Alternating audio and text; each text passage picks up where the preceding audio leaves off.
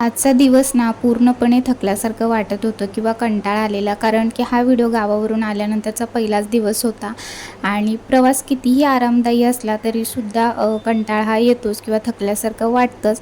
पण थोडंसं जागा बदली झाल्यामुळे मला तरी खूप फ्रेश वाटत होतं, कारण की इथे असताना ना इतका कंटाळा आलेला मला. आणि गावाला जे काय आठवडाभर मी राहून आले त्यानंतर खरंच खूप फ्रेश वाटत होतं मला.